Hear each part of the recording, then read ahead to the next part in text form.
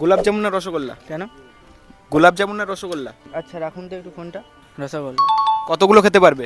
এই নর্মালি ধরুন 5-6টা তো খেয়ে নিই। 5-6টা খেয়ে নেবে? হ্যাঁ। আর যদি একটা রসগোল্লা খাওয়ার বদলে আমি 50টা করে দিই তাহলে তুমি কতগুলো খেতে পারবে?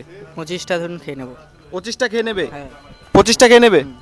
দেখে তো বিশ্বাস হচ্ছে না। না খেয়ে নেবো। এই শরীরে খেয়ে নেবে? হ্যাঁ খেয়ে নেবো। শর্ত একটাই, তোমাকে রসগোল্লা খাওয়ার সময় জল খাওয়া যাবে না। না খাবো না। তাহলে খেতে পারবে 25টা? হ্যাঁ। ঠিক আছে চলো। এই নাও, এই হচ্ছে তোমার রসগোল্লা। 4টে নিয়ে এলাম, খাও, শুরু করো। এই 4টেই শুধু? আরও নিয়ে আসি? খাও না, ঠিক শুরু আছে করো। ঠিক আছে।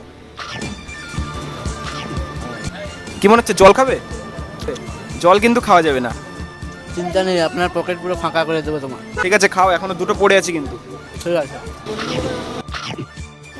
কি মনে হচ্ছে আর কতগুলো খেতে পারবে? তুমি নিয়ে আসো, আমি আরও খেয়ে নেবো। এখনো খেয়ে নেবে? হ্যাঁ।